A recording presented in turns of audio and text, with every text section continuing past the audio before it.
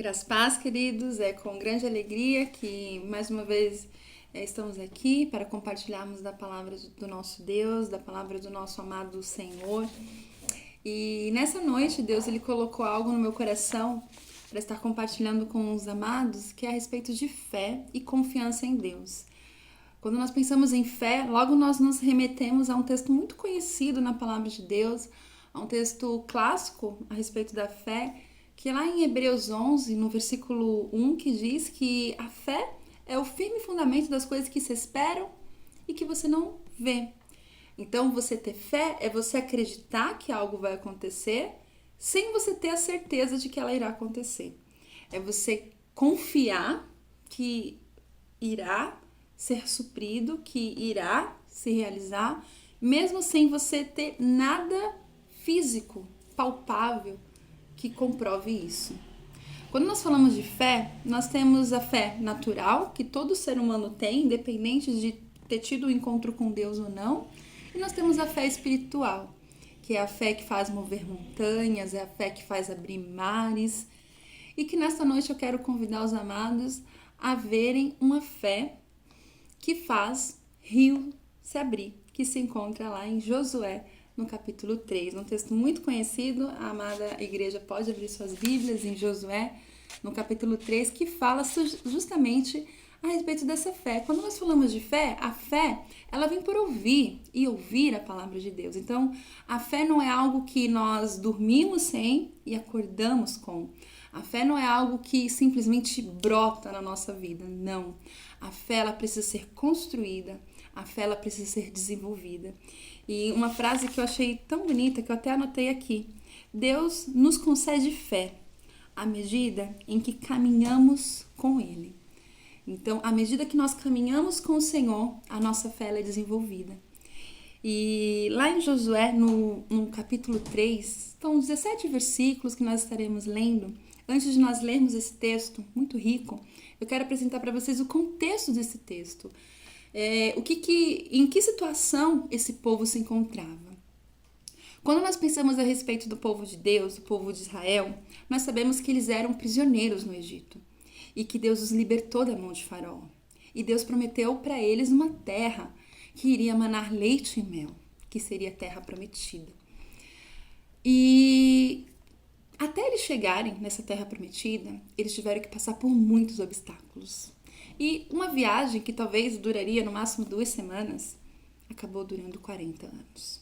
E durante esses 40 anos, eles puderam experimentar e vivenciar das promessas de Deus, da forma mais viva e real possível.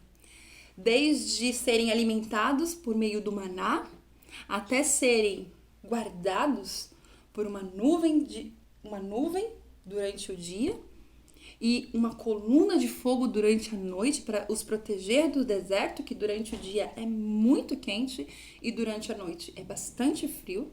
Desde as roupas das crianças, que não se acabavam, não se desgastavam, elas cresciam juntamente, e eles experimentaram e usufruíram dessas bênçãos. Quando nós pensamos a respeito desse povo que agora se encontra com Josué, nós temos uma geração inteira que cresceu no deserto, que são os seus pais, os seus avós que saíram do Egito e que eles nasceram no meio do deserto e passaram uma vida inteira no meio do deserto. E haviam experimentado de tudo o que Deus já havia feito. Quando nós imaginamos que talvez eles nunca tivessem tido acesso ao mar, a um rio, certamente eles não sabiam nadar, certamente eles não sabiam se comportar dentro de um rio, de um mar tão profundo, porque eles passaram a vida toda no deserto. E é exatamente dentro desse contexto. Porém, para que eles chegassem naquilo que Deus tinha preparado para a vida deles, eles tinham que passar por esse rio. Existia um rio aí no meio do caminho. Existia um problema, surgia um problema, assim como na nossa vida também. Quantas vezes, para nós chegarmos aonde Deus quer que nós cheguemos, nós temos que passar por um rio, por um vale, nós temos que passar por um deserto. Mas a palavra de Deus e muitas músicas elas são vivas e ricas por meio da palavra dele, que diz que cada vez que a minha fé é provada, ele nos dá a chance de crescer um pouco mais. E as montanhas e vales, desertos e mares que atravessamos nos levam a chegar mais perto de Deus e a conhecê-lo cada vez mais. E aí chegamos nessa frase que eu falei para vocês, que Deus nos concede fé à medida em que caminhamos com ele. Amém? Então vamos abrir em Josué, no capítulo 3, no versículo 1, que diz assim: Josué e todo o povo de Israel se levantaram de madrugada, saíram do acampamento do Vale das Acácias e foram até o rio Jordão. Antes de atravessarem o rio, eles acamparam ali. 3 dias depois, os líderes passaram pelo meio do acampamento, dizendo ao povo: quando vocês virem os sacerdotes levitas carregando a arca da aliança do Senhor, nosso Deus, arrumem as suas coisas e sigam a arca. Assim, vocês ficarão sabendo para onde ir, pois nunca passaram por esses caminhos. Porém, não cheguem perto da arca, fiquem longe dela, mais ou menos 1 quilômetro. Josué disse ao povo: purifiquem-se, porque amanhã o Senhor fará grandes coisas entre vocês. Deus disse aos sacerdotes: peguem a arca da aliança e vão na frente do povo. E eles fizeram o que Josué mandou. Aí o Senhor disse a Josué: por causa daquilo que vou fazer hoje, todo o povo de Israel vai saber que você é um grande homem. Eles saberão que, assim como estive com Moisés, também estarei com você. Dê aos sacerdotes que estão carregando a arca a seguinte ordem: quando chegarem no rio, parem dentro da água, perto da margem. Versículo 9. Então Josué disse ao povo: venham cá e preste atenção naquilo que o Senhor nosso Deus vai dizer. Pelo que vai acontecer, vocês ficarão sabendo que o Deus vivo está entre vocês e que, sem falta, expulsará os cananeus, os heteus, os heveus, os perizeus, os gigarzeus, os amorreus, os jebuseus, ou seja, amados, todos os inimigos. E olha, eu acho tão impressionante, porque aqui no versículo 10 diz: pelo que vai acontecer. A gente tem até uma locução verbal aqui com 2 verbos indicando um futuro. Vocês ficarão, olha só o futuro aí do presente, vocês ficarão sabendo que o Deus vivo está com vocês. Deus falou o que ia fazer? Deus não falou o que ia fazer, Deus não disse, Deus não deu detalhes do que iria fazer, simplesmente pediu que eles confiassem, que eles acreditassem. Guardem esses versículos no coração de vocês.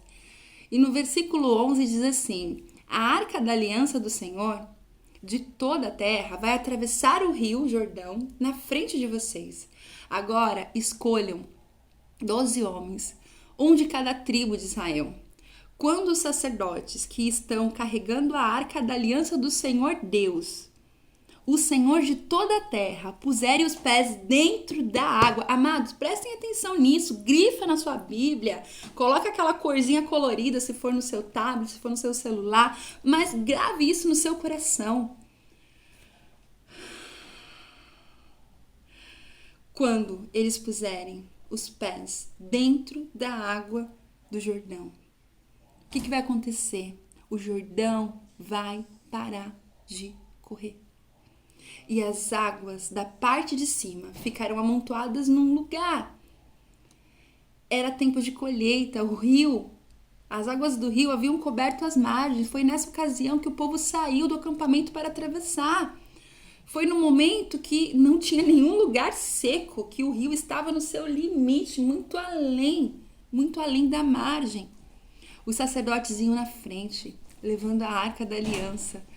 Quando chegaram ao Jordão e puseram os pés dentro da água, ela parou de correr. Ficou amontoada na parte de cima do rio, até Adã, cidade que fica ao lado de Sartã.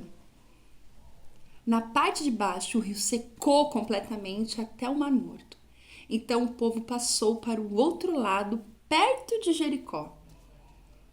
Enquanto os israelitas atravessavam, pisando terra seca, Os sacerdotes que levavam a arca ficaram parados no seco, no meio do rio Jordão, e ficaram ali até que todo o povo passasse. Amados, que coisa linda!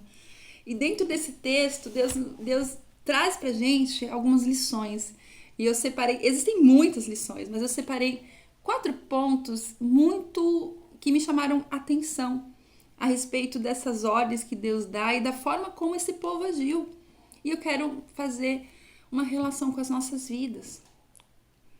Que não é porque foi lá no Antigo Testamento, Deus continua sendo Deus na nossa vida. E lembra como eu abri essa mensagem falando a respeito de fé, que a fé é o firme fundamento das coisas que se esperam, que não se veem, e que Deus nos concede fé à medida em que caminhamos com Ele. E quantas vezes nós vamos caminhar, nós precisamos caminhar por meio da fé, sabendo que Ele está conduzindo as nossas vidas. Deus tem conduzido as nossas vidas nesses dias, mesmo em dias de pandemia, mesmo em dias de isolamento, mesmo em dias difíceis. Deus continua agindo, Deus continua sendo Deus das nossas vidas. Nós somos levados por eles a acreditar que Ele é o nosso Deus, que nós precisamos agir por meio da fé. Imagina, gente, esse povo, o desespero desse povo que já tinha sofrido tanto, que já tinha passado por tantos obstáculos, por tantos desafios no meio do deserto, agora aparece mais um obstáculo, um rio. E não era qualquer rio, era o Rio Jordão. E o primeiro ponto que me chama a atenção desse texto é que diz que os oficiais ordenaram que o povo não tirasse os olhos da Arca da Aliança. Assim que os sacerdotes começassem a levá-la, deveriam segui-los. Que o povo não tirasse os olhos da Arca da Aliança. E nesses dias, Deus nos chama para que nós não tiremos os nossos olhos de Cristo. Que nós não tiremos os nossos olhos do alvo, que é Cristo Jesus. Porque nós vamos ser levados a tirar os nossos olhos de Cristo. Mas não tire seus olhos de Cristo. Não tire seus olhos do Senhor, o nosso Deus. Esse povo recebeu a bênção deles. E nós vamos, sim, porém, primeiro, não desviarmos os nossos olhares, nem para a direita e nem para a esquerda, mas focarmos e fitarmos os nossos olhos em Cristo Jesus. Primeiro ponto é não tirar os olhos da Arca da Aliança, ou seja, não tirarmos os nossos olhos daquilo que o Senhor Deus já tem para nós, do nosso alvo, do alvo que é Ele. Ele é o nosso alvo, Ele precisa ser o nosso alvo. Sempre, em meio de lutas, em meio de tristeza, em meio de alegria, em todo o tempo, sabendo que Ele é o Senhor das nossas vidas. Jamais desviemos os nossos olhares do nosso Deus. Segundo ponto que me chama a atenção nesse texto, que diz que Josué diz ao povo que maravilhas iriam acontecer. Josué não disse o que ia acontecer, Josué não disse como iria acontecer. Josué simplesmente disse para que eles se preparassem, porque maravilhas iriam acontecer. E Deus tem nos chamado para que maravilhas aconteçam na vida de outras pessoas por meio de nós. Então nós temos que nos preparar. Josué fala, se prepare, porque amanhã grandes coisas irão acontecer e estejam preparados para isso.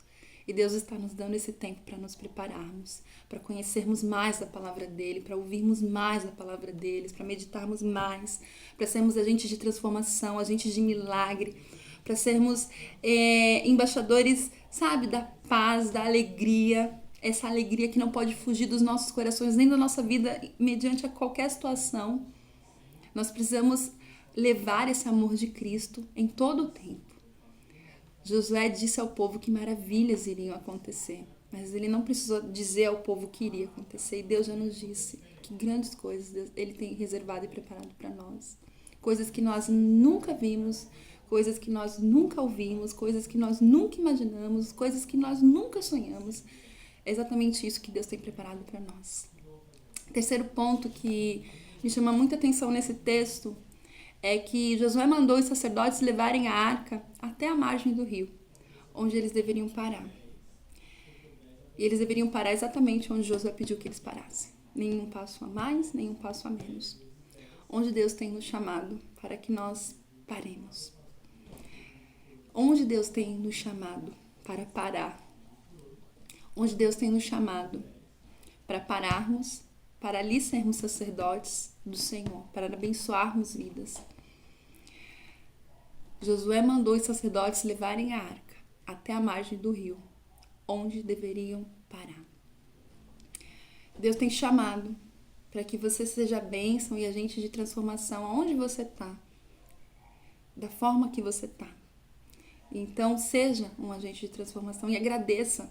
Se você pode ficar em casa, se você talvez não possa ficar em casa, tenha que trabalhar, agradeça da mesma forma por ter o seu trabalho. Quantas pessoas têm perdido os seus empregos?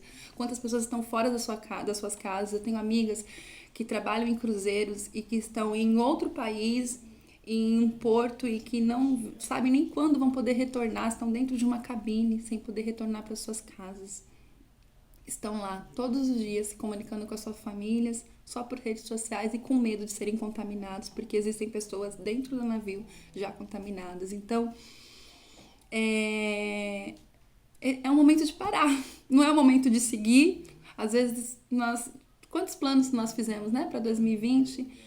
Quantas coisas nós idealizamos e às vezes nós nos sentimos frustrados porque talvez nem metade do que nós planejamos irá acontecer. Mas mesmo assim, acredite que Ele continua sendo Deus na nossa vida e que nada foge do controle das suas mãos e que Ele é o Senhor. Então, se Deus tem te colocado, né, na sua casa com seus pais, você filho que não está estudando, não está indo à sua escola, Deus tem te pedido para que você pare nesse momento e você observe a sua vida.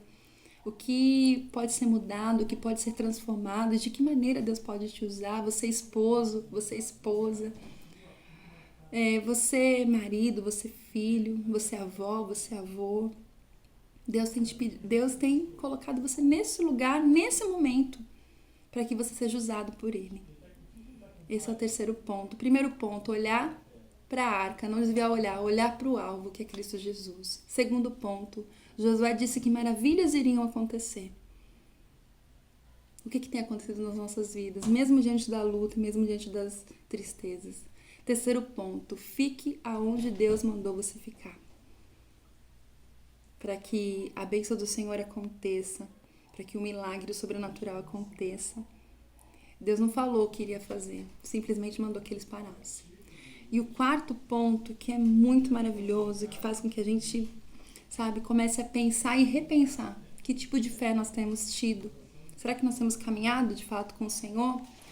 O quarto ponto, que se encontra inclusive lá no finalzinho do versículo 15, que diz: os sacerdotes iam na frente levando a arca da aliança, quando chegaram ao Jordão e puseram os pés dentro da água, ela parou de correr e ficou amontoada na parte de cima. Amados, eles tiveram que mergulhar os pés nas águas profundas, águas turbulentas, águas ameaçadoras, águas que davam medo, água que dava um pavor, talvez um sentimento que nós estejamos sentindo, mas eles tiveram que mergulhar os pés nas águas.